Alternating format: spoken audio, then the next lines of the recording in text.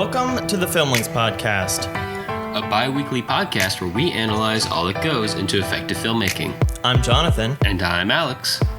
And I'm Jason. And this is episode 98, The Bluthian Blues. And welcome to the show's special reoccurring guest, Jason, who you actually hear every week, so I don't even know if you can really consider him a guest. Our resident guest. A resident guest. I like that. Guest in residency. Who is here. Talk about, real quick, Jason, what your special interest in Don Bluth is that, as you know, our guests tend to pick their own topics. And what brought you to selecting Don Bluth? Okay, so basically, long story short, there's a little convention that happens down here in the DFW area called Industry Giants, and that happened about a couple months ago. And their headliner was John Pomeroy of the main three of the Don Bluth Animation Studios. Don Bluth, Gary Goldman, was that right? Oh, I can't. We were getting confused before we started recording between Jerry Goldsmith and Gary Goldman, because one of them does the Gary music. Goldman. There you go. Okay, Gary one Goldman. of them does the music for some of these movies, and one of them does the artwork. Getting these names mixed up. But then, of course, John Pomeroy. So those are the three. But yeah, John Pomeroy was there. And it's interesting because when they had announced him, they just announced him as the guy who designed John Smith from Pocahontas. I'm like, okay, that's cool. And then when we actually go to see it, like, oh my God, this guy has had an extensive career, mostly through Don Bluth and what they did when they broke away from Disney. And it just kind of opened my eyes to their world. And I never really had seen a lot of their movies. Like, I've seen bits and pieces, but not everything. So I was just like, okay, this would be a great opportunity to talk about Don Bluth's story, because it's an interesting story, and really just discuss some great animation, some animation that really stands out from the rest of the, pretty much the rest of the animation game. Just the way that he animates, it's very flowy, and it's very expressive, and even in certain Disney films that he did work on, you could see that. So I just wanted to explore that a little bit with you guys. Thought y'all be interested. Yeah, and for anyone following along, our last guest episode was actually Aaron Johnson, who was on to talk about Disney in the 80s and how Disney started to kind of crumble. They were not looking so hot after the Black Cauldron, and they did some things with collaborations on Who Framed Roger Rabbit, and then finally pulled themselves back up with The Little Mermaid. But during that time, Disney started to get competitors, which they never really had before, and Don Bluth was at the forefront of those. So this is going to be great. Some competition with Disney that is actually has Disney on the low end for once in history. So that should be exciting. Very much so. Yeah, so all right, let's talk about the story or the beginnings of Don Bluth, the man. He was actually born in Texas, in El Paso, in 1937, before his family moved him to Utah at a young age. But while he was still in Texas, he would actually ride a horse to the nearest movie theater in order to watch Disney films as a young child.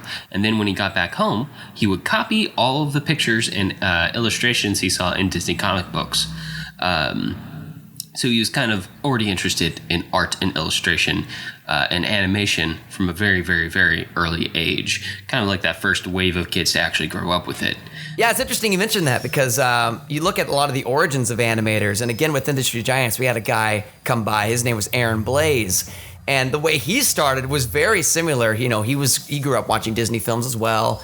And one of the things that he would do, he loved the animals, like specifically in Bambi and stuff like that. And he wanted to draw animals. And so he'd go outside and he'd just walk around and look for roadkill specifically. Whoa. And he would, it's crazy. He would look for roadkill, like rabbits, all kinds of stuff. And he would study the anatomy of the animal. And if it was mangled, like he'd like get it fixed so it can look the way it should. And it's insane.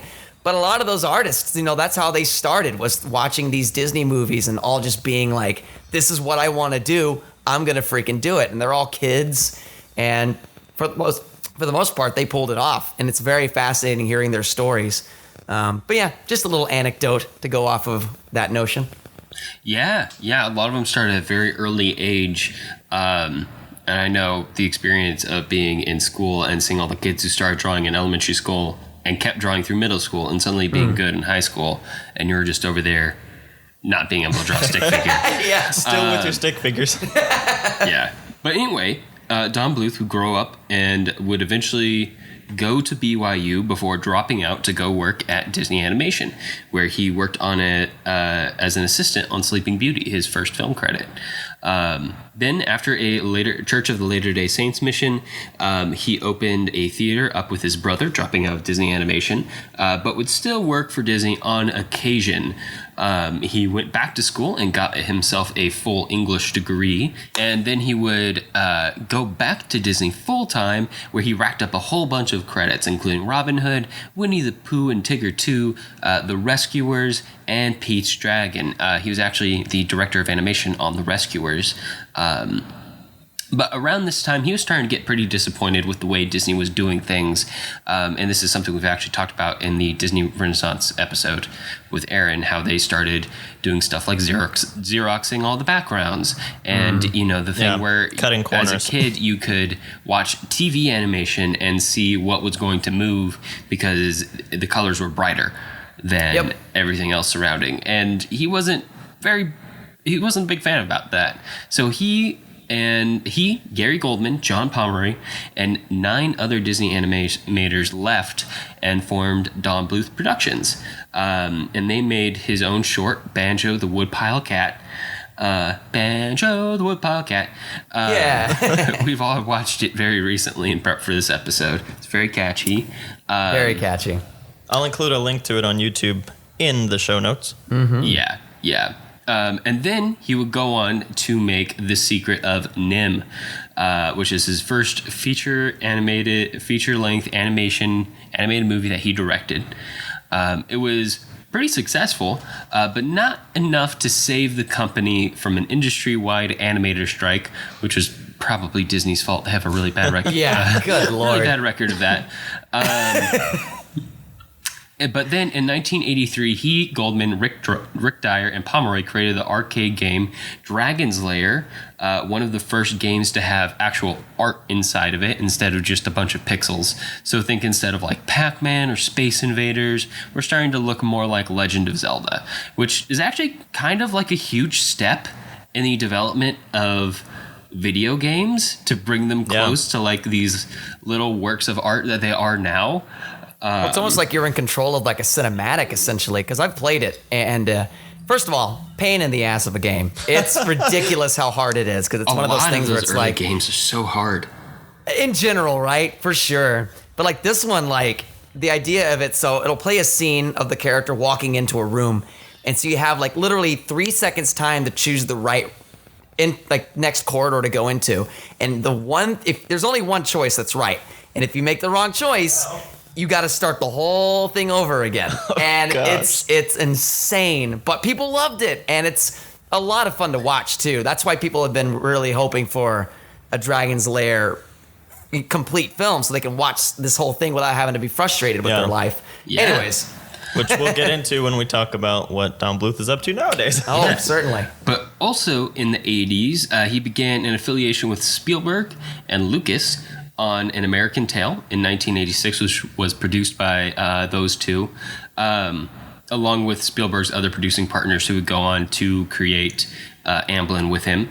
And this kind of launched a short run of successful movies at the box office, including The Land Before Time, which we'll talk about today. Then in the 90s, he kind of broke away from Spielberg's group, and he kind of started to have a series of flops, including a movie about penguins and some other stuff that just wasn't quite as good. Trolls running around in Central Park. Yeah. He then, he then worked with Fox to make Anastasia at the end of the 90s, a very pointed challenge to Disney's musical hegemony following their Disney Renaissance of the 90s. Anastasia, an interesting movie for lots of reasons, including why it may or may not actually be animation, which we'll talk about.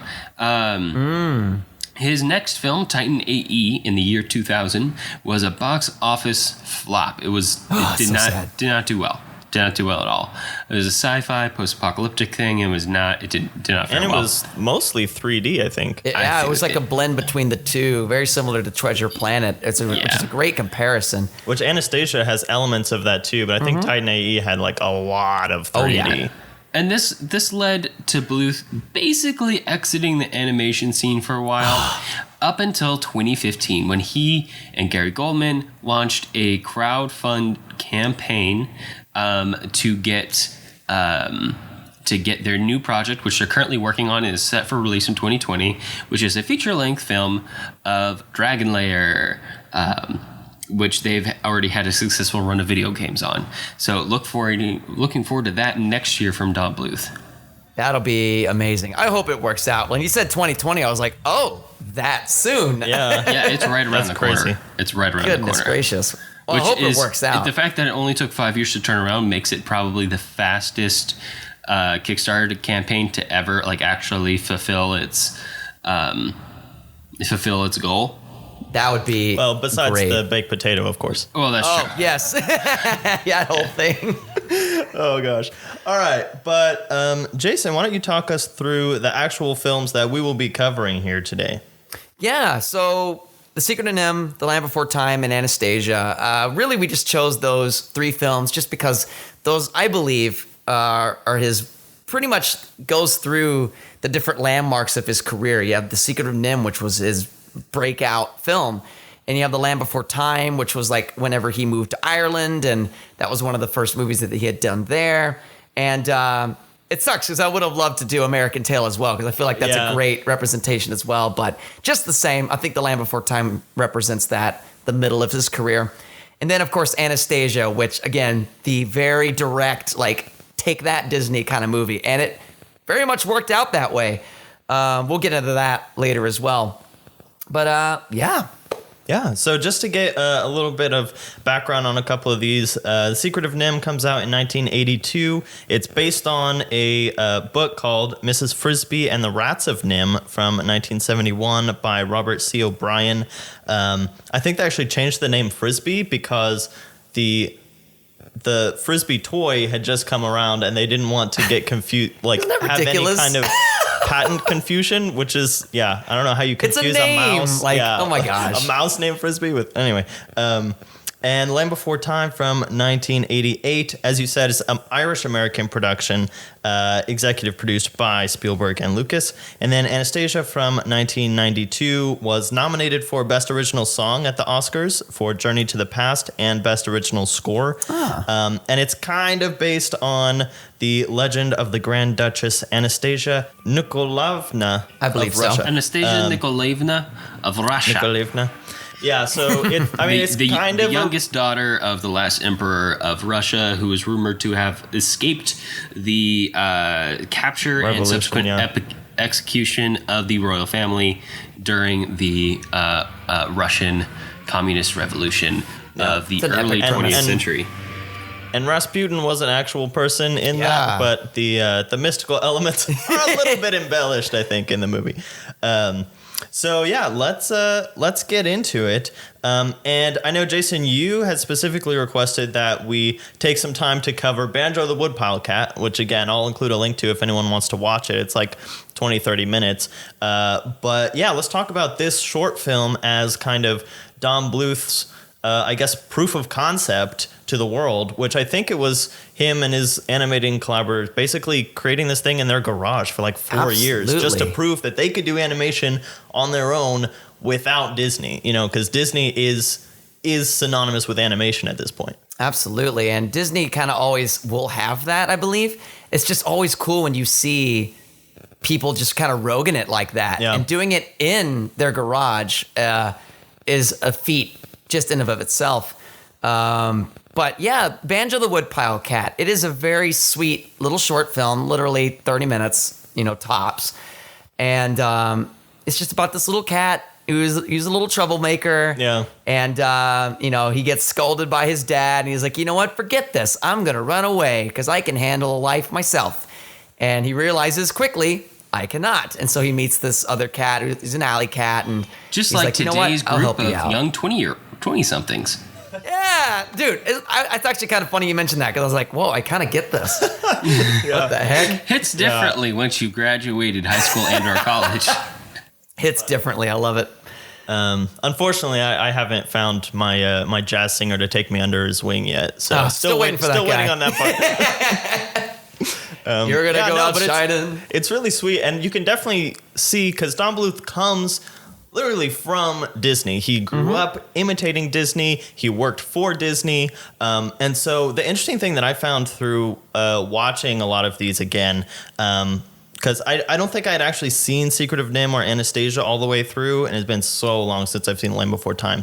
But the thing that kept striking me is, seeing the similarities and differences to the Disney style. Yeah.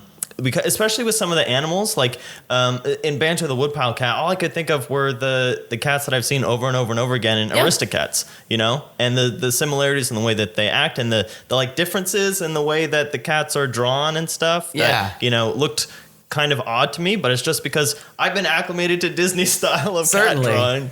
And Bluth does have very specific things that he'll do, like the eyes, for example. He's got a very specific look in the eyes, and the very flowy animation, right, is very iconic of him. That people call it the Bluthian way. Yeah. Because it's I can't really explain it without obviously having a visual, but just like the way that they speak and how bouncy they are, and just overtly expressive is a lot of fun to watch in his movies, and you can just tell, like, oh, this Bluth worked on that. I mean, we go back to the stuff he did with Disney. Unless you're a lead character in Anastasia, and then your eyes look different than everybody else in the movie.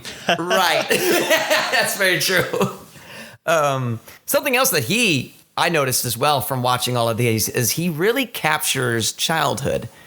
And we can get into that when we get into more like Land Before Time and stuff like that. But anytime there's like kids involved, he really captures the essence of what it's like to be a kid. Yeah. And Banjo the Woodpile Cat is kind of, I guess, again, a proof of concept of that very notion.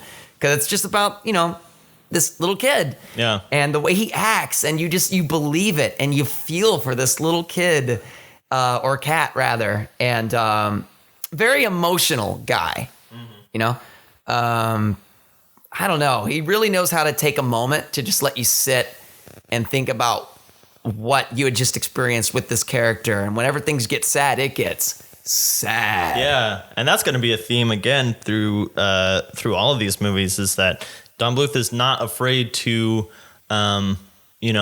let bad things happen to his characters, even though all of these movies are aimed towards children. He's not sugarcoating. It's not like happy-go-lucky. All of the conflict is kind of superficial and meaningless. Like stuff like Land Before Time has some really dark stuff that it's dealing with.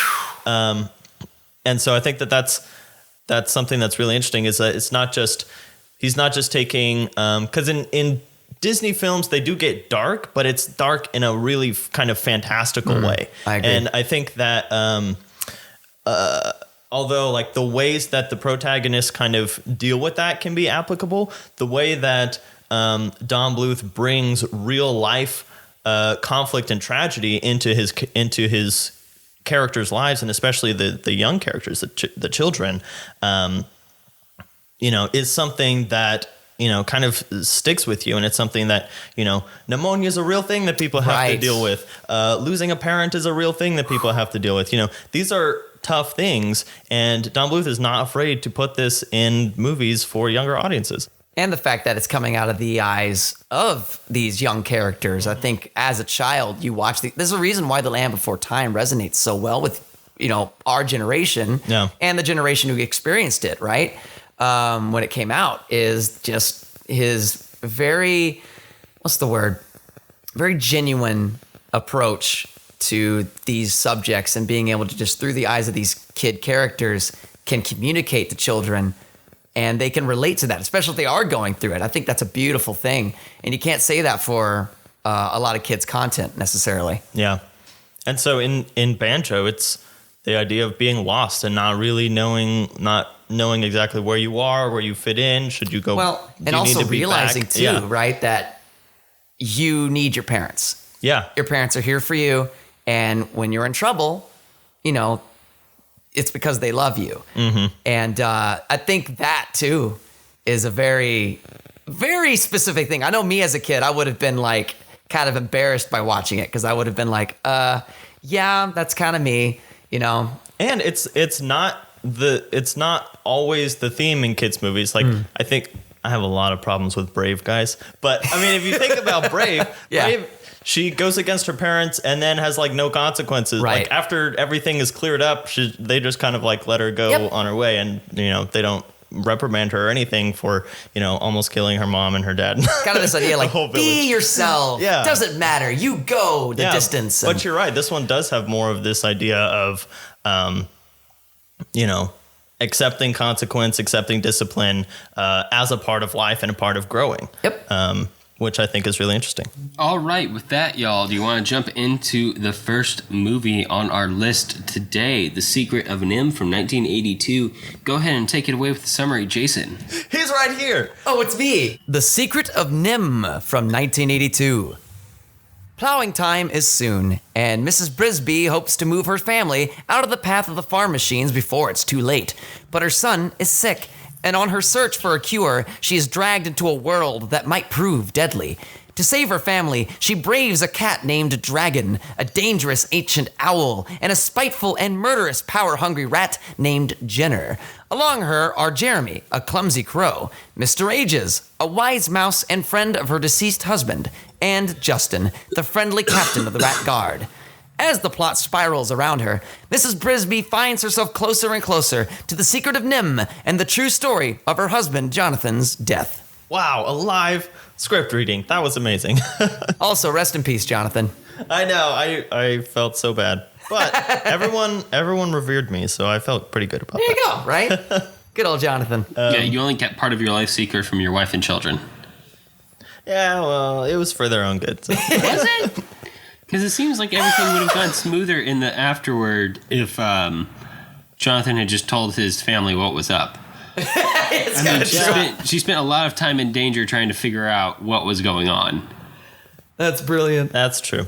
I had not seen this whole movie before. Had you guys seen the film before? Yeah. Yep. There's actually a weird thing with me in this movie where whenever I watch it, I get really bad allergy sinus pressure, and I don't know what it is. What? So interesting. This is a consistent thing? Yeah, it's not like I dislike the movie. It's just like something about it just puts my nose in a bad way. Maybe it's just to looking it. at all the grass. Is it emotion? All that Alex, pollen. you can say that you cried during the movie. It's okay. I didn't cry during the movie though. Like this movie's sad. Like it's intensely sad. Don't get me wrong, but it's not like personally sad. It's kind of like a little distant for me. Like not with the Land Before Time is sad. Is like deeply, deeply, deeply sad.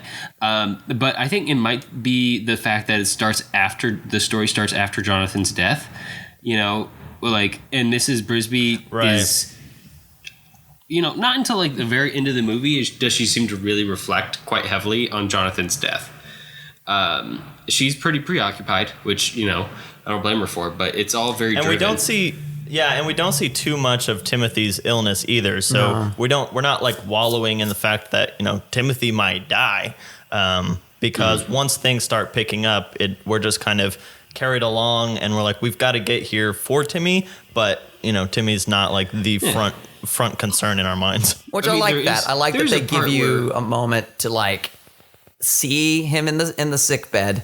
And it's a good moment too. There's like this little moment, and you know she's taking care of him, and like she's being a good mother. Which, by the way, Mother of the Year. Yeah, can we just say Mother of the Century? Because really like, oh my gosh, like the way they portray that character and the actress who does it is just like you could just. Oh my God, it's just amazing. I think the eyes sell her character more than anything else. Like you were saying, he does so good at.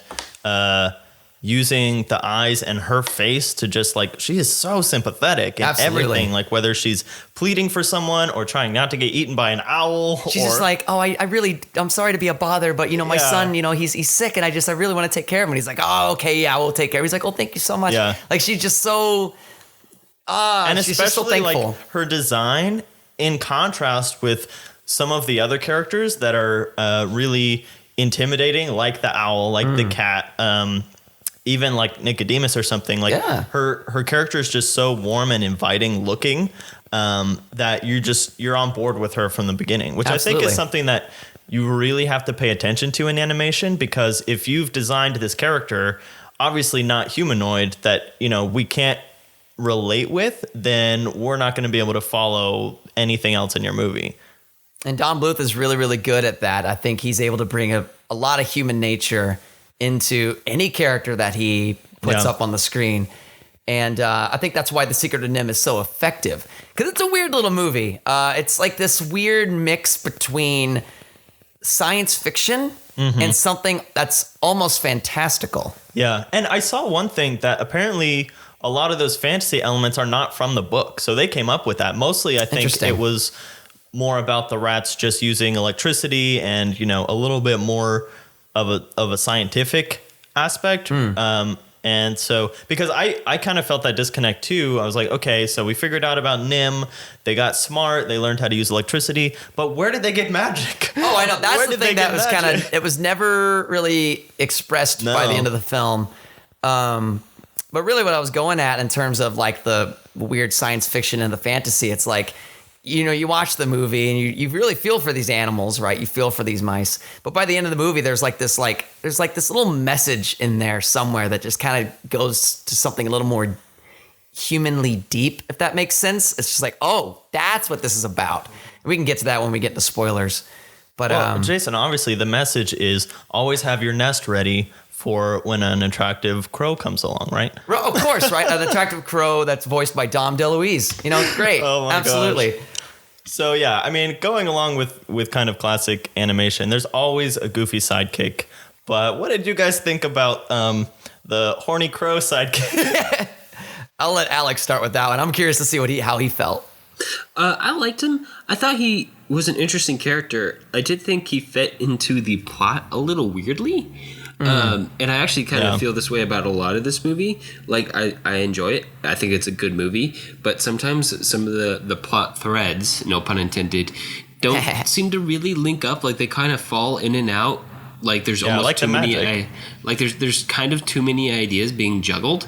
But all of the characters are so, you know, well thought out and well voice acted and well designed and expressed through the animation that it doesn't feel like the plot's falling apart so much as it just kind of feels a little more naturalistic, right? Like in real life, you know, plot threads don't all conveniently link up the way they do in a, you know, written and rewritten movie. They kind of just flow in and out together, and sometimes they link up and sometimes there's some loose threads.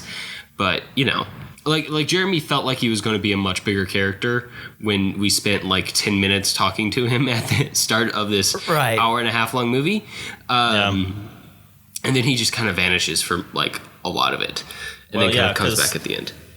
Yeah, because the big thing is like she just, at some point she just wants to get rid of him. And so she does. And he goes and hangs out with the kids and we don't see them because we're following her. So he's just gone. Which I do like that eventually she kind of starts putting her foot down with him. And there's like a really sweet moment where she's like kind of like, what's the word? Like not really seducing him, but just kind of like getting him. She's playing mind games. Yeah. She's like, but you're so brave. Why don't you go take care of the kids? And like, it's just a really cute moment.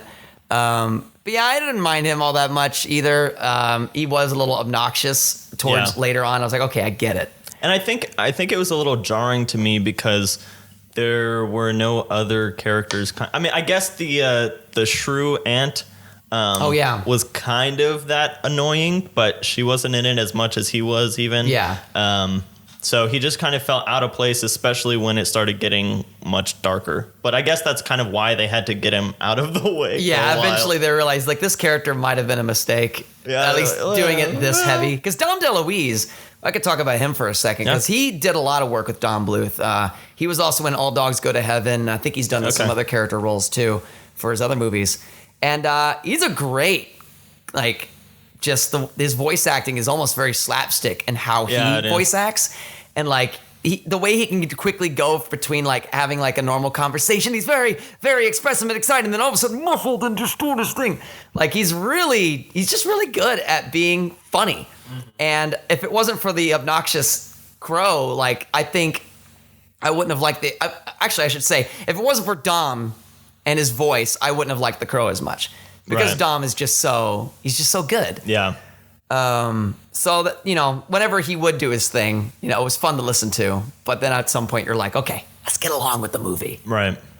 So let's talk about some of the matte paintings, because you wanted to talk a little bit about the artwork and some of the background stuff. Yes. Because especially when there are some really nice matte paintings of the farm and of the rock where Mrs. Brisby lives, but then when we go inside the rose bush where all the Yeah. rats are, there are some fabulous matte paintings and just basically world building in these wide shots. You can tell that this is John Pomeroy's forte.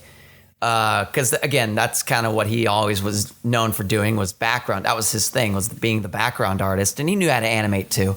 But, oh, my gosh, you could just tell that he loves just looking at landscapes and making these worlds. And, oh, my gosh, this is some of his best work. I mean, even outside of the stuff that he did later, Nim really captures No. your heart when you're looking at this. You just want to stare at these scenes, and the way they let it just kind of pan through each individual place that Brisby goes through to let you take it in. It's amazing to look at, and especially when you start getting into the rose bush, because you start seeing a lot of more. Weirdly enough, as dark as that area is, you see a lot of color in there. Yeah. And we can even get into how light and particles are animated in the movie too. Absolutely. There's some amazing stuff that's happening. a really unique touch that seems to be in a lot of Don Bluth movies. Is that I don't know if this is even the right term, but particle effects, these light effects, tend Yeah, to we be can say that. almost brighter than the rest of the animation, like they're bursting through in a way. And Yes. I can tell they're all hand animated, but they're hand animated really well.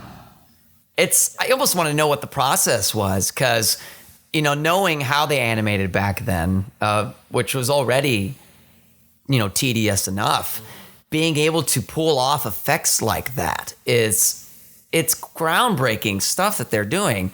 Like, even just in the title alone, whenever the Secret of Nim logo comes up and it just starts flaring and it just starts exploding like a firecracker. It's It just almost looked like the logo for The Thing, as kind of unrelated as interestingly that enough. is. But it actually came out the same year as The Thing, which is crazy. That's true, actually. Yeah, it's true. Oh, wow.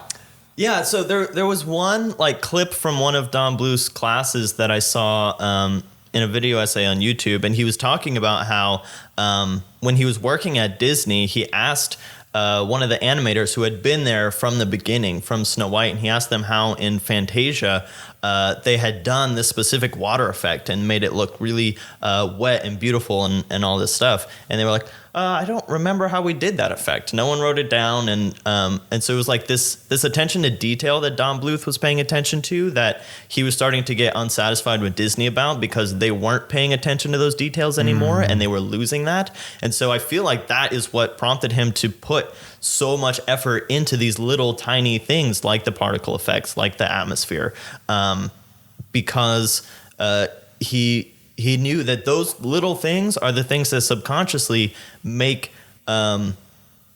you appreciate the whole image that much more. And I also kind of wonder, though, is because Disney has started to realize that animation is tedious, doing it by hand and doing all those little things by hand. They're infamous now for recycling character movements and just putting them on different characters and stuff that. But I wonder if this attention to detail is one of the things that, is one of the reasons that Don Bluth constantly was losing money and was losing studios and stuff like that, because he just put too much into it. The reason, not to say that. Sorry, go ahead. Well, the reason that Disney cuts those corners is for cost. Right, exactly. But Don Bluth was putting that cost back into the movies, and he kept losing studios. So. And you look at it, there's another animator who actually recently passed away, Richard Williams. And he was an animator who was known for doing frame by frame. That's just how he did work. Whoa. Period. No matter what, it was going to be frame by frame. He did the Pink Panther introduction. Okay. He's known for that. Yeah. Mm-hmm. And he had a passion project that he wanted to have released, I believe, in the 70s. But because he was so, I mean, this is even worse than Bluth. Let's just be real. Love this guy's work, but it's crazy. He was so particular about how a scene needed to be done. Think about this. Doing a scene frame by frame probably took several weeks to get that scene done. Looking it over, By realizing... himself without an in-between artist? Oh, yeah, it was all him. Wow. All him. I'm sure he had people that helped with other things, but it was all him. He would do pretty much all the key stuff. And he would just scrap it, the whole thing. If one frame was off, Oh my God. out. And the movie was, that's how this movie was being done. It was The Thief and the Cobbler. Okay. And eventually he got, like, several people would come by to help him. There was a guy who, it was like a Persian prince or something. He was like, hey, I'll finance your movie. You're doing a movie about this culture. I got you. You're saying a Nigerian prince offered him a lot of money? It's kind of that, but it's like not even a scam. It was like legit. That's crazy. And he was like, great, cool. We got more money. Same problem. And the guy was like, I'm sorry, this is taking too long. I got to pull out. Eventually, Michael Eisner, I believe, Okay. he got involved at some point. He was like, you're going to make this movie. We're going to help you, but you're going to make this movie. And if you don't, I'm just going to take it over. And obviously it didn't happen. That's and so crazy. he actually, Miramax got involved at one point and they just finished the movie. They hired a Korean company to like quickly get some certain things done. And after 30 years, it was released in the 90s.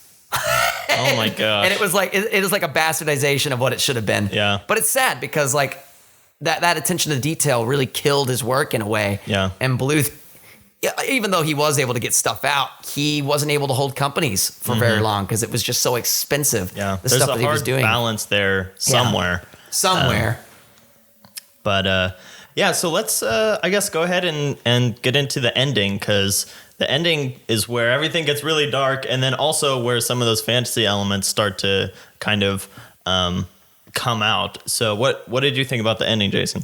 Well, 'Cause again, you had told me Yeah. that you'd only seen bits and pieces of this. that's what I was about to say. Okay, Because go like for it's it. very true. Like I remember they showed it on Cartoon Network. Like they would do these movie marathons and they'd show it. And my dad, being the Disney guy that he was, like he loved Disney so much, he would not buy Bluth movies. What? It was crazy. We never had any Bluth movies. Anything that was outside of Disney, we didn't have. And I missed out on a lot of that stuff. So if I did watch any of these movies, it would have been at friends' houses and stuff or Cartoon Network. So I never actually had seen the movie in full. I've only seen bits and pieces. And I was just like, what is this movie? I always thought it was like a Lord of the Rings kind of movie, like a very fantastical epic. And I never realized that it was this like interesting blend between science fiction and little bits of fantasy. Very Yeah. little. The ending itself, I felt satisfied. I was like, I finally know what this movie's about. Because like it's this weird idea of like mice and rats gaining intelligence and Through human experimentation. through human experimentation and being able to, and they ended up escaping this facility, which is NIM. I was like, what? That's Yeah. what NIM is. Yeah. And Was it it wasn't an acronym, was it? I was kind of waiting It to was a see if NIM. it was. It was the National Institute of Mental Health. It's a human organization. I must have missed that shot. Yeah. so that's a real thing. Yeah, no, that's from the book. That's not really explained in the movie. They keep it a secret. Have you read the book, Alex? I know we're Nope. going off, but I'm wondering, I have you? just did some research to find out. Gotcha. Okay, What about gotcha. you, book guy? Have you No, read I it? hadn't. I looked it up too late. I probably would have tried to listen to it if I hadn't looked it up I'm like curious. yesterday. I'm curious to check it out. But anyways, with the ending, sorry about that. Yeah, it's I feel like there's something deeply metaphorical there, and I wonder if you guys can help me out. Like, what did y'all gather from the ending? Like, I feel like it was trying to say something. In fact, a lot of people that are much. really. Yeah, I think this movie is a really exciting adventure film. I think it's really pretty. Yeah. I think it's, well motivated characters and interesting characters, but I didn't feel a whole lot of cohesive meaning at the end.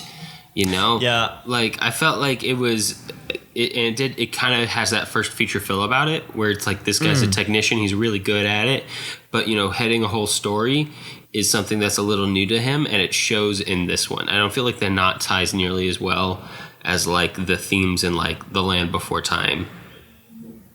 Well, how about this perspective? And this is something that, I'm not necessarily part of the animation community per se, but I've seen conversations about his work. And being that he is a Mormon, a lot of people say that this was a very Mormon ending. What do y'all think about that?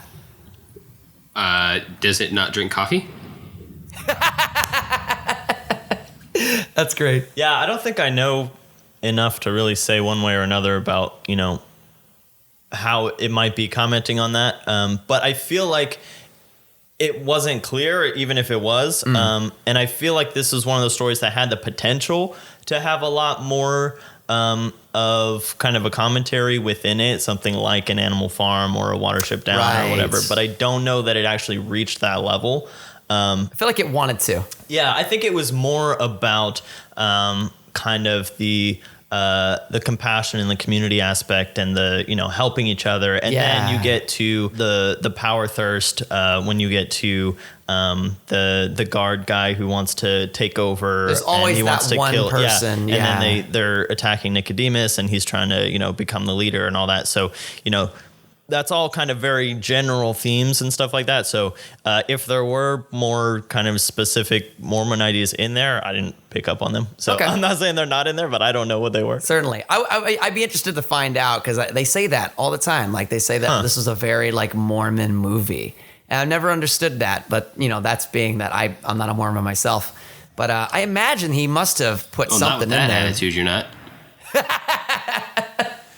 That's awesome. And the other thing is that the magic comes into play a lot when Mrs. Brisby gets the amulet, which is never explained. Nope. Again, it's just kind Why of is the a amulet thing. able to fly out of the water? It's really weird because there's no magic in this movie up until that point. Well, Yep. I mean, there's the Other guy than doing, maybe at the there's beginning when guy he's, doing writing. magic. Yeah, Yeah. Nicodemus, and then she just she Yoda's her little cinder block house out of the mud. Yeah. But also burns her arms in the process. It's so there are elements there are layers of elements to it, but they're just none of them are explained. It's they did their one exposition scene, which was about escaping the laboratory, and I was like, okay, now they're smart. They can use electricity. They need electricity for something. There's some kind of moral element where they don't want to be stealing the humans' electricity. And we still don't know what they're using the electricity for either. Yeah. They're gathering all this stuff. I And imagine then the there's book magic. explains a lot of this. I would love to read the book, because I Yeah, wonder right. if the book does have that deeper meaning in it. I wonder if it does have That they all couldn't that fit stuff. into a kid's film. Yeah. So, it's interesting. There's a lot of layers. It's just, I don't know. It's just not all totally pulled together. Maybe on that second or third layer down. If I ever check out the book, I'd love to revisit the movie and just be like, okay, Yeah. I see. Yeah. That's It interesting. sounds like a really good world exploration to me. The world's Absolutely. really interesting. The design's really interesting. I love that the backgrounds always feel lived in. There's little knickknacks everywhere. Yes. There's these so many little characters. things. These characters occupy these spaces, right? And I feel like maybe, Even from the beginning with the scientist mouse and his little laboratory. Yep. There's I so feel much like that's detail. something that's kind of missing from contemporary or Disney movies contemporary to this movie. Maybe. Well, it's funny you say that, because they do have that stuff, but it's only pop culture references and references to their other movies. It's It's true, whenever though. you're looking at a scene, Yeah. it's oh, that's that thing from that movie that came out 5 years ago. That's in there. All right, guys, you want to move on to the next movie, The Land Before Time from 1988. Yeah, let's do it. Take it away, Jason. The Land Before Time from 1988. In the age of the dinosaurs, a massive famine forces most of the herbivore herds to seek refuge in an oasis known as the Great Valley. In this apocalyptic landscape, a young longneck named Littlefoot and a young three-horn named Sarah I didn't know it was spelled that way, really. Yeah, right. That shocked me too. I had it's no short clue. for Triceratops. Yeah, it's like Yeah. Michael Sarah. I Yeah. was thinking that the whole movie, I was like, every one of these dinosaurs has a descriptive name except for Sarah. Except for And you, then I was Sarah. like, wait, she's a triceratops. Okay. Oh my god. I feel like a doofus. All right, I'll start at anyway. a young three-horn. and a young three-horned named Sarah from a tenuous rivalry. Tragedy strikes one day when a Sharptooth attacks, killing Littlefoot's mother and separating Sarah and Littlefoot from the herd. Now the two are forced to form a friendship along with a big mouth named Ducky, yup, a flyer named Petrie, and a spike-tail named Spike, as they all try to find their way back to the herd and maybe even to the Great Valley itself. All right, there you go. Okay, I kind of want to start this conversation with this thing that I've kind of noticed, which is that there's basically one plot when it comes to dinosaur movies, which is there's no more food. We have to move all the dinosaurs to this mystical green valley in order to survive, and then someone gets lost in the process. That always, it's like, it's like Homeward Bound. Yeah. It's just that. There's like that dinosaur movie from 2000. Ice Age has done that plot. Oh, yeah. Like all the dinosaur movies have this one plot. I think it's all because the inevitability of the dinosaurs, right. which is also kind of funny to watch these movies. It's like, man, they're It's gonna like die. watching Rogue One. Everyone's gonna die. It's exactly right. No, it's an interesting point you make. But it's funny, The Land Before Time, it seems like this happens a lot with Bluth's movies too. Whenever a movie is successful, whoever owns that movie ends up franchising the hell out of it. because there's like 20 of these now. There's so there's many. a lot of these. And for the record, Don Bluth was only involved with this one, Yep. the first one. That is right. You got to say that because, like, you look at the other ones, and it's just like, first of all, it's funny. They do all take place in the Great Valley. It works out in the end. They just have other little misadventures within the valley, and there's even a TV show. Apparently, I found out about that. really? Yeah. I know the TV show intimately. Oh, really? Oh yes, no. This is a franchise that I grew up on. There you go. This combined my two loves at a young age: stories and dinosaurs. And That's this great. is the reason why I was obsessed with dinosaurs as a young kid, and I could tell you all sorts of dinosaur facts up until about the age of 10, where I started memorizing other things.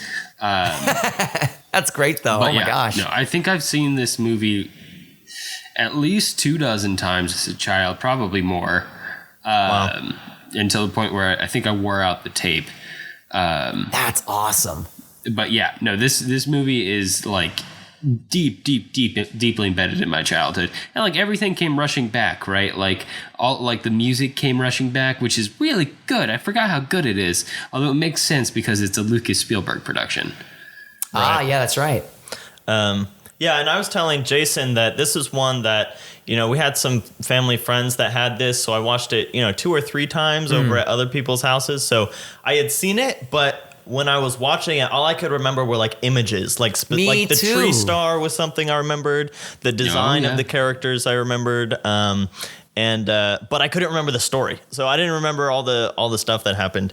Yeah, it was amazing watching these movies all the way through. I had a blast because I watched them all yesterday. I kind of marathoned them, and I was just like, man, like, I'm just so glad I'm catching up with this stuff. I still need to watch An American Tail. That's another one I haven't seen all the way through. Yeah. But anyways, I digress. Alex, since this is a movie that means a lot to you, because again, we're talking about childhood movies, and I imagine your listeners are just like, holy crap, like, yeah. What is your favorite? What aside from the dinosaurs and all that stuff, like, what really impacted you with this movie when you saw it, and how do you feel about it looking at it again today? Well, what got me as a kid was giving all the dinosaurs like unique names. I think categorical knowledge kind of appeals to children. It's one of the reasons why like Pokemon is so successful, I think. I agree. And this was definitely pre-Pokemon. And can you memorize all these facts about things? So I was like, oh, here's these distinct groups of dinosaurs, all these really cool designs. I like all these characters. Sarah's a little mean, but that's okay. That's part of the journey. Yeah. That's part of the journey. They're all really interesting. And they're fun to watch every single week. They're all brightly colored and differently colored, right? Like they categorize them by color too. And the characters Spike are all goes really on to likable. fight Godzilla. Yeah, they're all simply designed, both in terms of like physical appearance, but also in terms of like their character aspects, but not unsympathetically, right? Like, because they're all kids. And like, even again, with Sarah, one of the right? reasons, Like, you can really still relate to her, and you could feel for her and be like, you feel sorry for her in the end too. One of the reasons why the the story plot for these dinosaur movies are always the same is because more or less most of what they are interested in is food. Yeah. That's their nature. Pretty survival. basic. Like this is kind of like a gritty survival movie. Yeah, really. Not unakin to Walking Dead. But Interesting. Yeah. but also Yeah, the sharp tooth is like all the zombies rolled into one. Yeah. But also just, kid friendly in a way, but also explores like some really deep sadness. And the reason why I think the sadness doesn't come across as saccharine is because it's all seen through like, children's eyes. Like, and there's some And really, it's not adults voicing children either. That's No. also, I think, an important part of it. Yeah. And, there's just a lot of really good moments. Like the one I really like is pretty early on in the film where Littlefoot sees his own shadow and is like, Oh my gosh. it's my mom. And no, it's him. It's just him. And it's really sad. But two, like it's actually like a really meaningful, like metaphorical moment. Like, he's no longer, he doesn't have a protector anymore. He has his own protector. He's got to be his own protector. But also, he has this shadow who's haunting him in a way, like this mental wound that he's going to just have forever. Yeah. So it's actually surprisingly deep, even though it is kind of like an animated kids movie. There are a lot of really good moments like that. Like one that I picked up on this time was, just in regards to Sarah's pride, which is her defining characteristic, at least at the beginning of the film, when she decides that, Littlefoot's taking them the wrong way, so she's going to go her own way. She's like, I'm going to go this way. And Littlefoot says, but that's the wrong way. And she says, I don't care. Because she's so proud that she's going to take her own way, even if she knows it's the wrong way. And ends up leading the entire group with her, Littlefoot too. knows what the right way is a totally different story because he hallucinated his mom telling him. So that's completely different. But still, just like those little moments have so much like under the surface in this movie. Yeah, and it's a moment that happens really, really quickly, too, whenever that's all said and done. And it kind of moves on from it very quickly, but like the narrator, he's just like, and Sarah felt bad about what she had done. The narrator is so good in this. Like, very good. And really, I feel like it's an important part of it. It's not like all the way through, but he comes in when he needs to, like when it's a very like good teaching moment in a way. He recenters the whole thing whenever he comes in. Yeah. And like this is also a movie that's like low key about racism to a certain extent. Very like, much so. Yes. We're only with our own kind. Like which is not something I picked up on as a child. Right. Not even a little bit. Looking at it now, I was like, damn, they're kind of going in on that. And the movie came out, late 80s, which is not, you have to think about this. Think about the difference of time between the 1960s and the 80s. We're only like 20 years apart. And some of that stuff is still there, still very much. Not that it has ever gone away, but it's interesting when you watch movies like that are kind of tackling those issues and doing it in such a way that, as a kid, it's very subtle, but it's there, right? Because you kind of learn like to not separate yourselves from other groups, especially the whole working together thing is what I'm trying to get at. Seeing all these characters, this like motley crew of all these different, and they all have their own skills too. Yep. Yes, they do. They all have very much who they are. different things that they can like bring to the table. Yep. And it's a beautiful story about just all these characters getting solid along. Adventure movie. Yeah. And I think those thematic and metaphorical elements come together much better in this movie than they did in Secret of Nim, or at least more clearly. I think they were figuring out a little more how to tell these stories and be metaphorical and have it be cohesive. You could tell that the craft gets more defined. A much better balanced adventuring party than the Fellowship of the Ring, I must say. Like, yeah, that's right. 4 halflings in one group. What are you thinking? Like, are that you wasn't insane? the original intent. I'll throw that in there.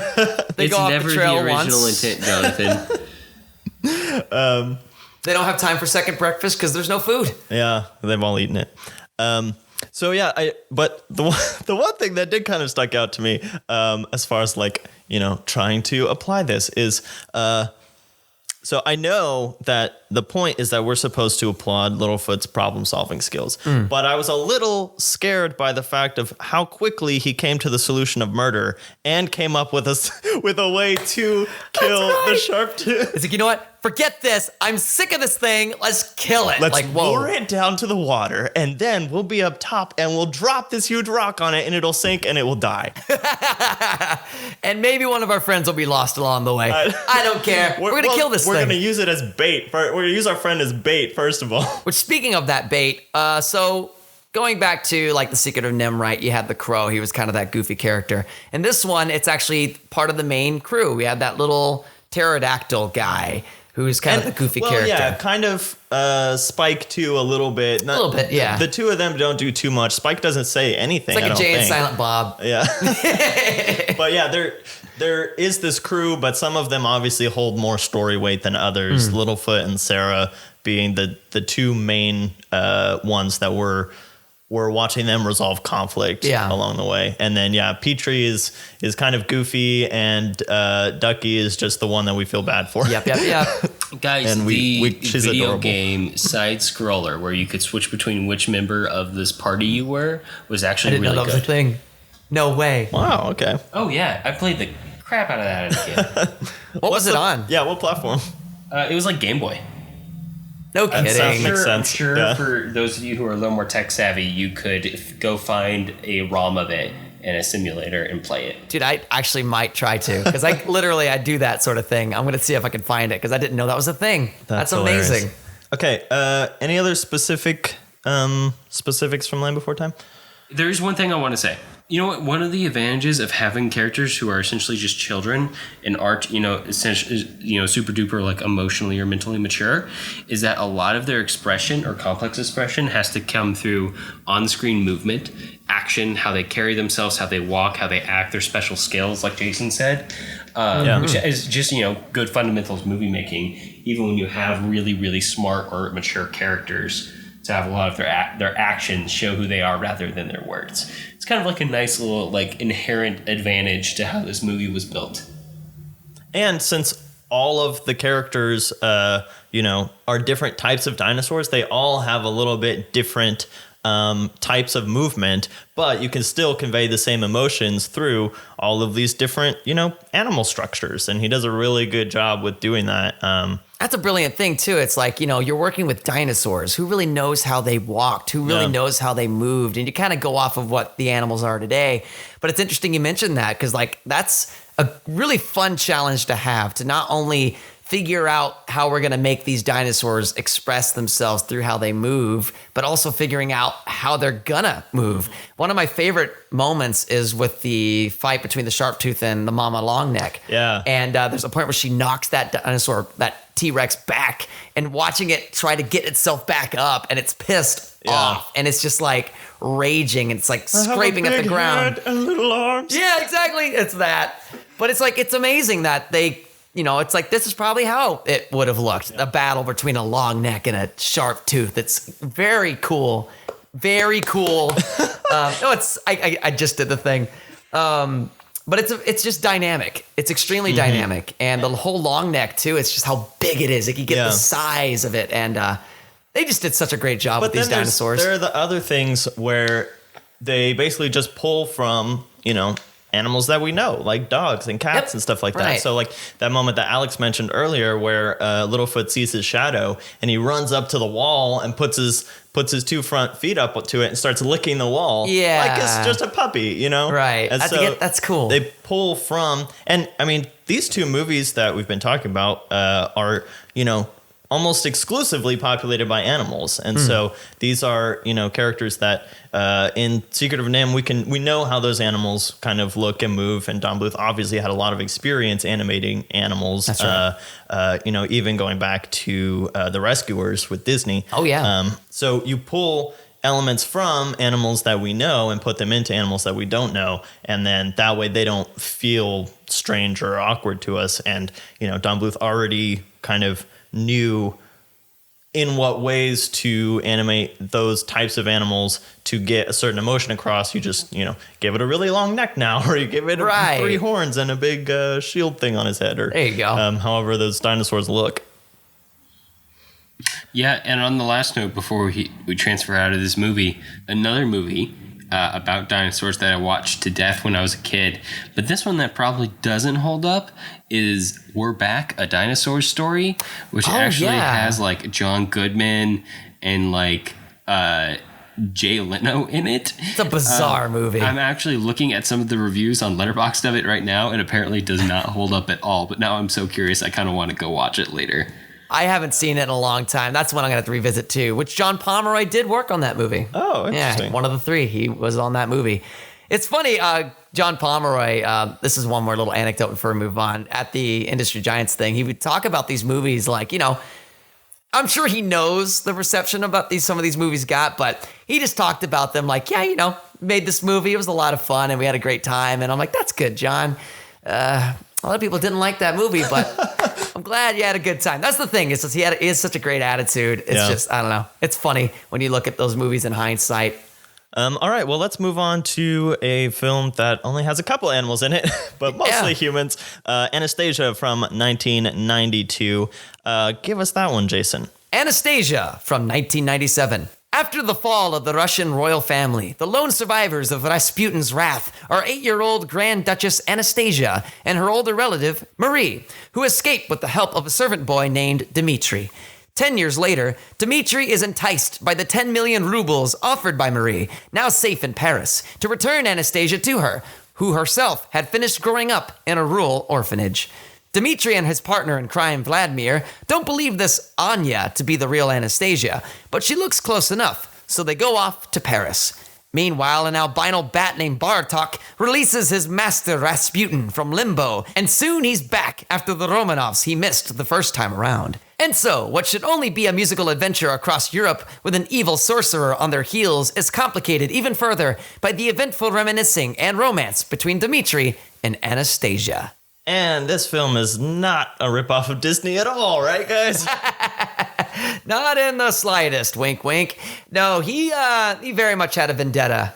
Well, he always had, but he was like, I think this is like the movie he's been waiting for. Yeah. It's like the stars are aligned. It's like, all right, I'm going to make them look bad. So to put this in context, again, going back to our episode with Aaron Johnson, we talked about The Little Mermaid, which kicked off the Disney Renaissance. Little Mermaid is 1989. And I think, I may have to look this up, but I think Anastasia was released on the same day as the re-release of The Little Mermaid. That's absolutely right. Which is just Don Bluth being like, look, guys, I can do it too. Not so Which is subtle. kind of like his whole story. Is like, I can do this without Disney. I can do it just as good as Disney. And it's like, it's sad because you think I think people knew that, right? Yeah. I'm sure he had fans who were like, Don, your movies are great. And it's just like he still didn't feel like he felt like got he was what in wanted. Disney's shadow all the time. But he was kind of putting himself there by doing things like this, like copying them with Anastasia. And quick little thing as well. So this is after he had left Spielberg to go, because I think there were some differences there. I don't think they left in any ill terms. Don went to go, I believe he started Fox Animation Studios. Someone helped him get it started. But this was his last animation studio before he completely went away from the business. He only did 2 movies with Fox, Anastasia, and then, of course, Titan AE, which is the movie that pretty much killed his career for a little while. But Anastasia was a great success going off of the whole thing. I mean, it beat numbers. Yeah, it did. I think Land Before Time and Anastasia both beat the Disney film that they were competing with the year they were released. That's right.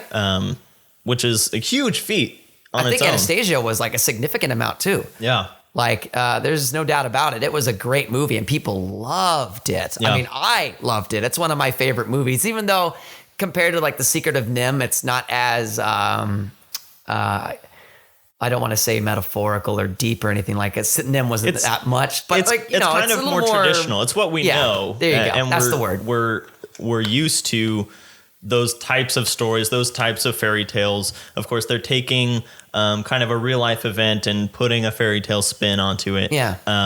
Also, But yeah, it's familiar. lest us forget, Don Bluth did grow up on Disney films and did spend a lot of his time working directly for Disney. Like Right, that's it's true, like that's almost true. from the inside out. Like he knows how they work. He knows Yeah. how it can, he can make it happen for him.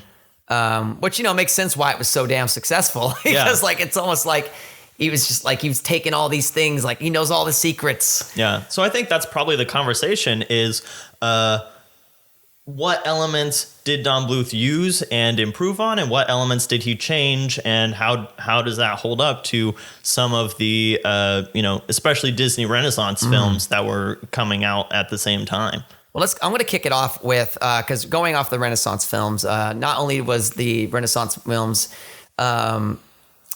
they were becoming more accessible in terms of like the jokes that they were making and like how the stories are being told, a lot more reachable, right?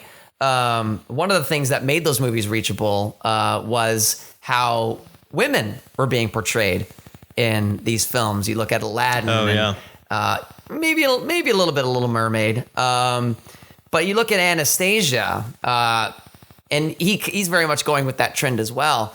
But Anastasia and the relationship that she has with Dimitri, at least up to that point, I can't think of any Disney movie that had like a dynamic like theirs, or even a character that had a dynamic even like Anastasia, who really, her only motivation is just to know where she belongs. She never really was motivated by romance in the beginning. At some, later on in the movie, that does become a thing, and that's like a byproduct, which I buy that because, they're working together, right? And they're on this journey. It wasn't her idea. It was his idea mostly. And if anything, He fell Vladimir for was the her. one who brought them together anyways. He didn't mean to, which was that song, I shouldn't have got them to dance or whatever. I mean, she is only suffering from severe emotional trauma, memory repression. So, I know. Okay, That's that's true. actually one thing that stood out to me is the fact that I felt like her character at the beginning would have been old enough to remember all the stuff that was happening. I was thinking that too. And then like 10 years later, she just like, it's all gone. She And can't remember any of it. I wanted to. There was a point when she was trying to get on the train at the beginning and she fell and she like hits her head. Okay, Do you think that played? I think that might have played. I mean, there into has to it. be some kind of explanation. The other one I was thinking is what Alex said, where basically like that night was just so traumatic that she just like pushed her it way family down in her freaking psyche. got murdered. Yeah. Right? This like So evil, it's like- evil wizard came and like tried to grab her, and then he died. And Evil Christopher Lloyd just came in. Oh my gosh, Christopher Lloyd. He was on an animation kick around this time. Yes, he was. Because I think he was in Page Master around the time, which nobody remembers except for me. I remember it too, but it's very vaguely, Yeah. and I just remember not enjoying it as much But as a I kid. think he just was like on a high after Back to the Future. It was so much fun, right? Those yeah. characters he was getting, and Yeah. Rasputin was a great character for him. Yeah. Even hearing him sing, that's a blast. I love It's Dark in the That's Night. something, Or yeah, In the Dark of the that's- Night. Oh gosh, with those little bugs as the little sidekicks. So yeah, Rasputin is a really interesting. I don't know. He was an interesting villain well, because he didn't get a spin-off movie. Bartok got a spin-off movie. Bartok Right, got yeah, a of all spin-off. the things, what in the freaking world was that? The albino bat with the Midwestern accent in Russia. Like what? My gosh, wow. Oh man.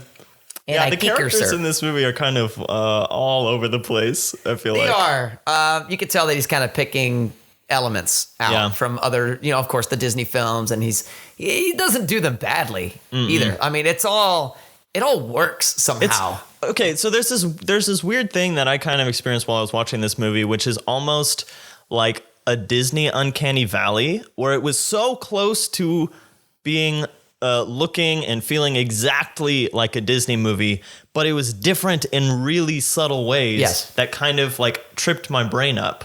Just because I'm so used to watching these things in Disney movies over and over and over again, that the little differences just made me remember, like, oh yeah, no, it's not Disney, This isn't Disney. not Disney. Yeah. Yeah, I actually kind of have a bone to pick with the animation in this movie because a lot of it is really nice. Everybody who isn't the main character, I think, looks lovely. But the two leads, the way they're animated bugs me deep to my core because they are rotoscoped, right? Like they were those two actors were recorded and then they were animated on top of. essentially. There was something about like Dimitri's mouth and some of their facial expressions that were just off. It was a little weird, specifically Dimitri to me, because I've noticed that too. And their eyes are different than every other character.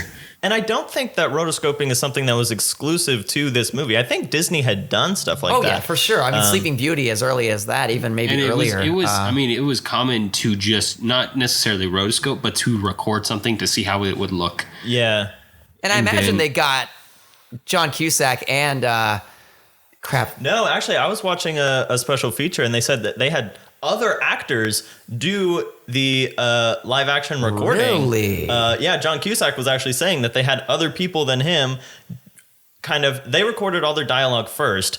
Other actors went and acted to it, kind of lip syncing to their dialogue. Oh, that's interesting. And then it was animated on top of that. I assume it's because it was too expensive to hire these actors to be there to do physical acting and separate recording sessions.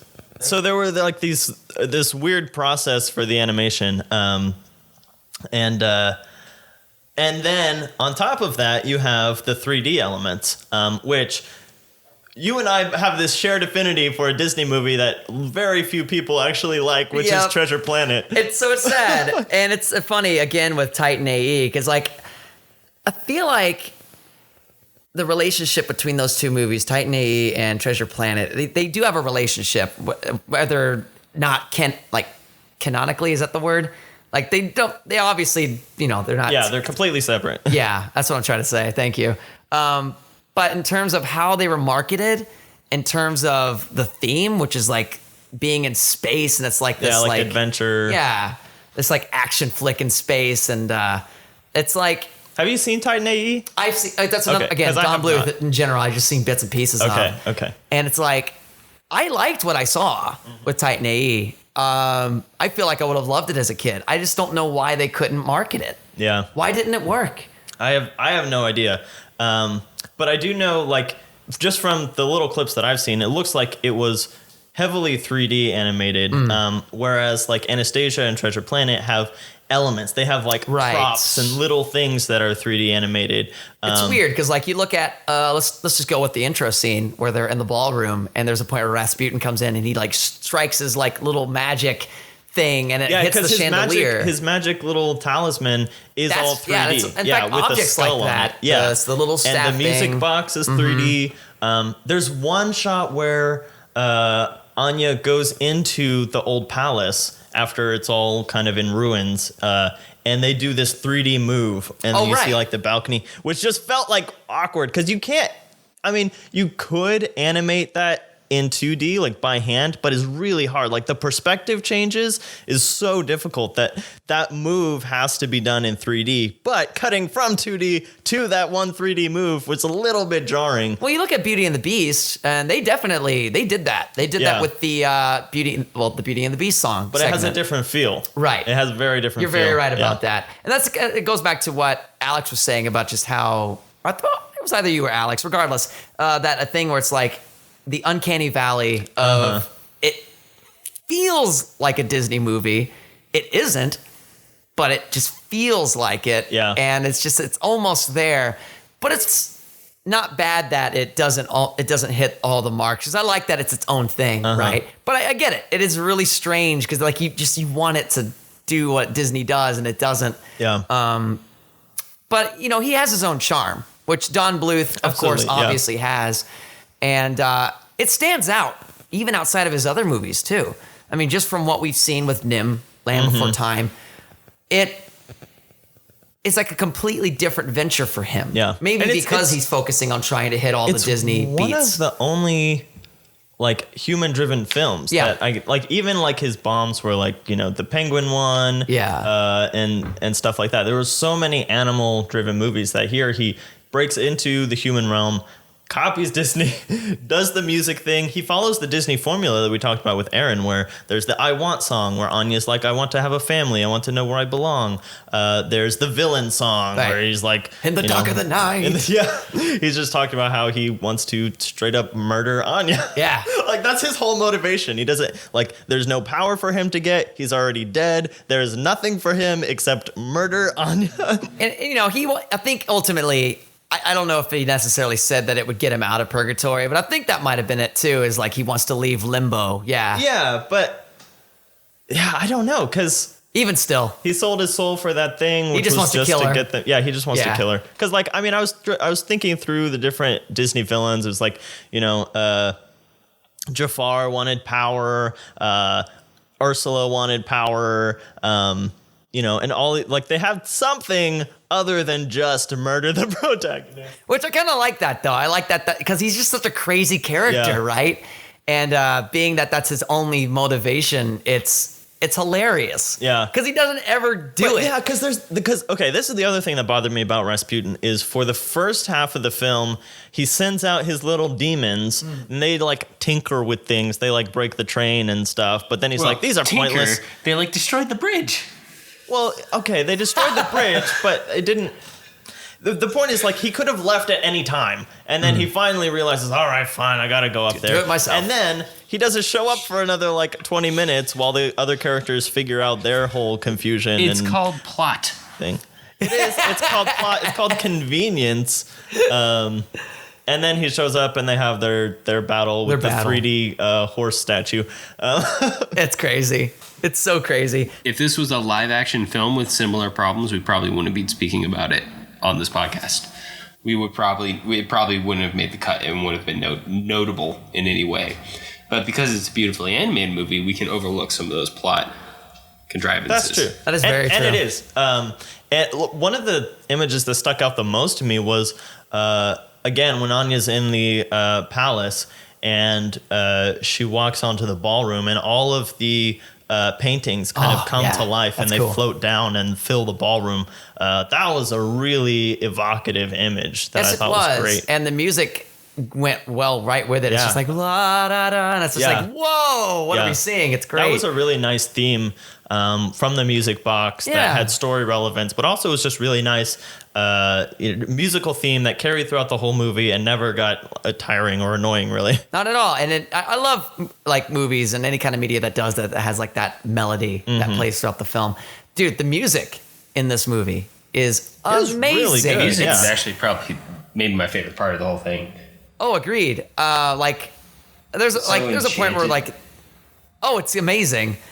And my favorites are pretty much the first half of the movie is really my favorite sections of the movie anyways. So all the music that's in there is just like some of the best stuff, extremely memorable. Whenever they started going to Paris and all that, I started getting a little, I'm not really keeping up with it. It's not my favorite thing. But other than that, like almost every single song, every little musical number they do is just so good, so memorable. Like the very first one they do, where there's a rumor, a legend, a mystery. Oh, yeah. It's like that whole thing, and you see all the townsfolk dancing, and they're That's all another Disney battling thing between is themselves. to have all the little extras have a song that kind of, is just Expository. background. It's Yeah. expository, yeah. But yeah, like the lyrics to these songs too, because there are certain movies that try to do the Disney thing, and it's mostly your throwaway movies too that tried to do it, and you could just tell it's just not getting it. Like the lyrics are just like generic, like "Oh, why won't he love me?" Da da da da da. There's a lot of great lyrics happening here, and "In the Dark of the Night," I got to go back to that. It's such a great villain song. Yeah. Just the stuff that he's saying, like "In the dark of the night, I was tossing and turning," and like having Christopher Lloyd perform it Yeah. it's great. It's a great moment. It's a silly moment with the little singing bugs. It But almost reminds me of the Cut Eartha Kitt song from Emperor's New Groove. Snuff out the light. Snuff out the light. Yeah, Yeah. it's kind of along the same lines. Absolutely. So I think the music is what really makes it so impactful for me. I mean, it's my favorite Don Bluth movie, Anastasia. Like unapologetically, I love it because of the music. Yeah. And they recently did a musical of it, a Broadway musical for it. Okay. Which I would love to see. I think that would be perfect for that particular medium. But that's why that movie sticks with me so much, is just that soundtrack. It's so good. All right, should we move to overall notes, guys? Yeah, let's do it. So we've already, we do this a lot, but we've already hit a lot of stuff that kind of covers Don Bluth. But I think that one of the things that sets him apart from Disney is, again, that darker tone, that more kind of melancholy aspect to him where, sometimes bad things happen that can't be fixed, like Littlefoot's mother dying and stuff like that. And, how do you deal with that and move on and kind of don't let that define you, but just let it be part of who you are and part of your story. Yeah.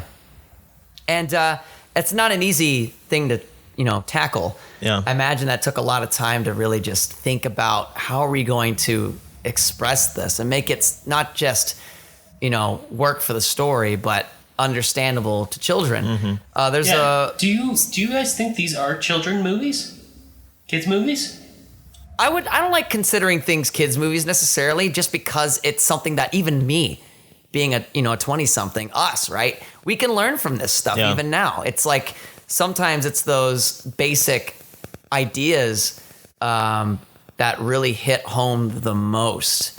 And it's like that thing that we've talked about when we've talked about Brad Bird movies before, like Incredibles and The Iron Giant. He hates the label of kids movie. Yep, I'm the same way. It's an action movie or it's a sci-fi movie that is PG, so it doesn't have anything that would restrict kids from going to it, but it has all the themes and elements that are beneficial for both kids and adults. Absolutely. And that's kind of like, and that we've also talked about the way that American animation gets often just kind of relegated to this children's sector, which is completely unfair. And how other countries, don't really have that stigma, if you want to call it that, on their animation, like movies that you've brought to our podcast before with Japanese anime and stuff like that, which often is geared almost exclusively towards adults. And so it's just like this weird thing that American film has, that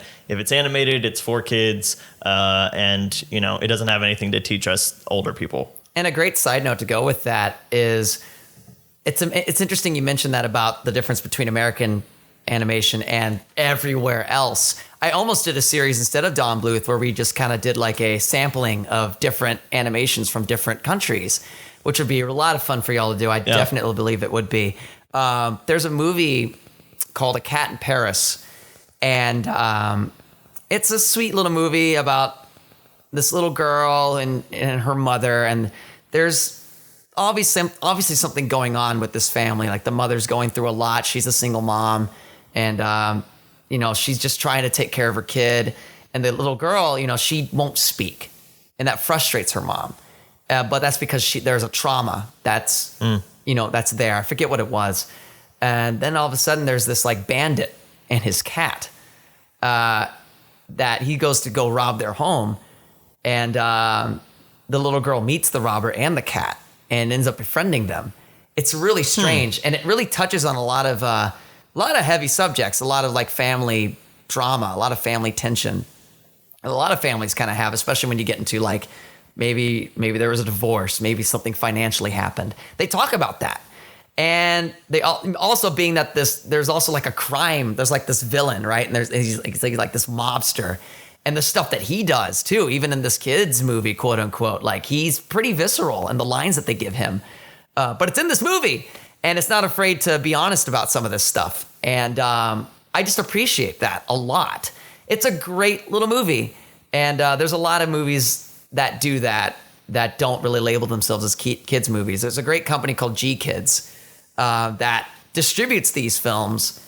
And they also distribute some Japanese films as well, which have a lot of adult themes in them. Yeah. So, I mean, at the end of the day, it's just like, it's up to the parent to really decide if that's something for their kid to enjoy. But I think they can, especially when given the right context and how it's portrayed. I mean, you look at these movies, and they're pretty dark. They are. But kids resonate with them. They obviously do. They obviously did with Alex, with The Land Before Time, and kids like him, right? I mean, it's we need to give our kids more credit. They're little people. Have you guys seen? They're learning. Have you guys seen Plague Dogs? I have not. What is that? No, I saw it on your letterbox from yesterday, Alex. It's a good movie, but it's animated. I don't know if it's a kids movie though. I mean, if it is, it's really dark. It's about two dogs who escape from like an animal testing facility, and like one has brain damage from having its brain experimented on, and the other one has been subjected to like these survival tests where they keep throwing him in a tank and seeing how long he can keep himself afloat before he drowns, and then they resuscitate him and do it over again, and they escape and try to figure out the world, but they're hunted by the coats and the people who start to think that they're plagued because they've escaped from this facility. It's super sad. I might want to check that out. That sounds wild. And I saw that that's the same guy who directed Watership Down, which is another animated film based on a classic novel. But it's another adult story with very mature themes. You know, that type of storytelling, like even going back to, again, Animal Farm, you know, can use these really simple elements that are often used in children's storytelling to convey really, really important and deep and mature themes. And so I think when we do that thing where we relegate animation to, you know, being a different type of movie than one that, you know, we want to go see and we just kind of write it off, we're doing ourselves a disservice. I think that's very true. And you're really holding back what the art represents, right? And I think when American film, you know, doesn't put out animated films that like on the whole, there is not that many animated films. Like there are the Brad Birds out there and the Don Bluths, but for the most part, animated film is geared towards kids without much under the surface. It's just kind of surface goofy entertainment for children. And I think that the American entertainment industry is doing itself a disservice by not using the animation medium to tell those more mature stories in the first place. And I think that's where the internet comes into play. You know, you look at the, it's not even necessarily underground anymore. The animation scene on the internet is incredible. And there's a lot of people doing some great stuff. I couldn't possibly list to you all kinds of things that people are doing on the internet where they're not being held back by that. They're animating. And because like every other creative industry, it's become democratized. Like, it wouldn't take you 4 years to animate Banjo and the Woodpile Cat anymore. It would take, you know, a college student with some free time between classes, maybe a semester, to probably put together that or it would just be, it's basically the length of like a thesis film for an animation school or something like that. That sounds about right, yeah.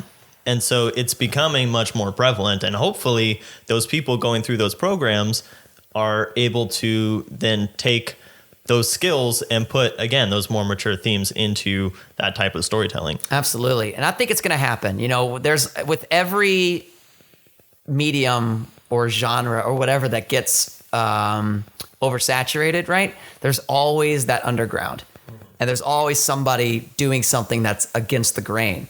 There's always that. I mean, y'all have been talking about all kinds of movies, and you look at the new wave, right? Which is literally that, you know, it's just against the status quo. This is how we're going to do our movies. And that ended up becoming the new normal. And then there was an underground for that. And it's just like this ebb and flow. And I know it's going to happen. We're going to see a resurgence of these kinds of films. We're going to see it. I don't know when it's going to happen, but they're out there and they're making that art without even realizing. No one may not know it's happening, but that's what the internet's for. It's out there.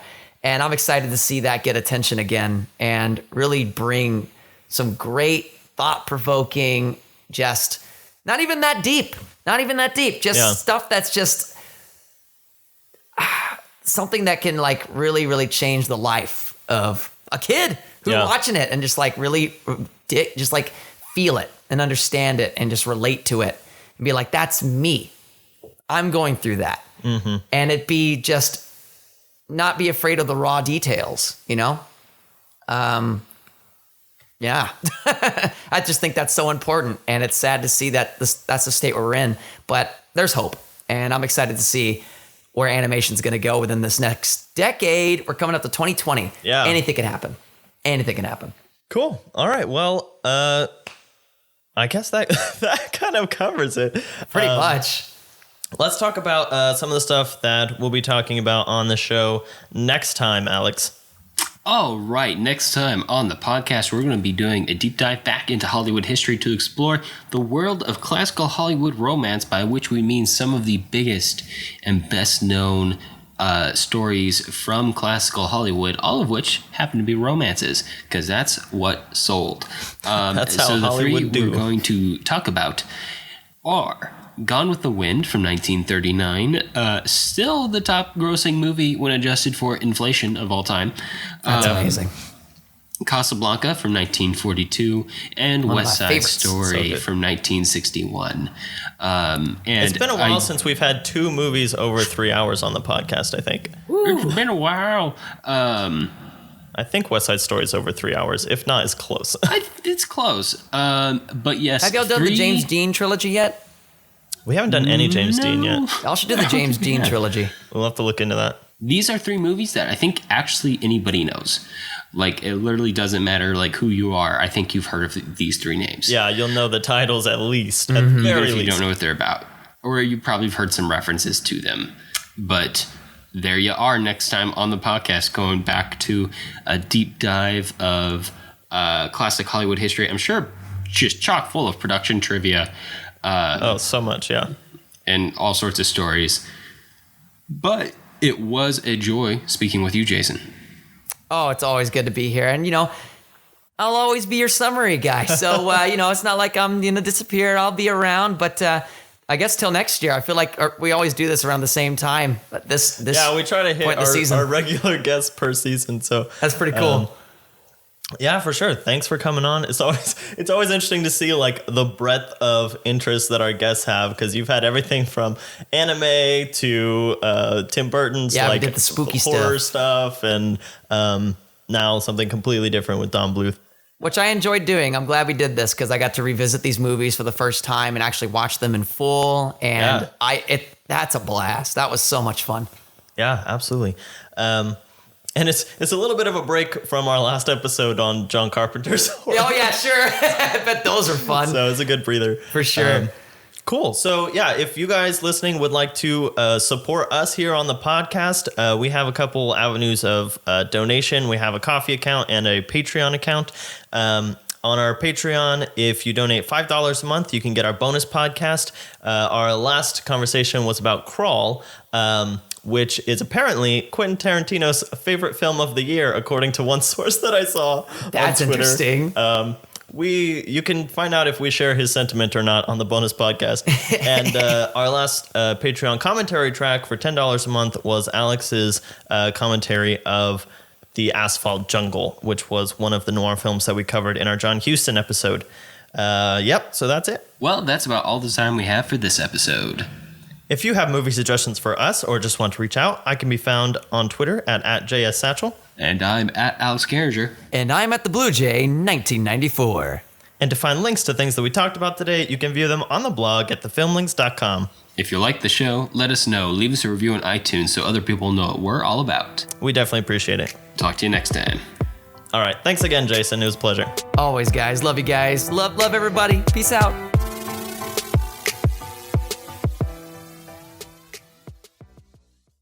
True. Physical Okay, acting guys, and separate recording my dog sessions. has to go to the bathroom, so I'm going to take her out real quick. Okay, do your Okay. thing. Okay, but feel free to continue recording.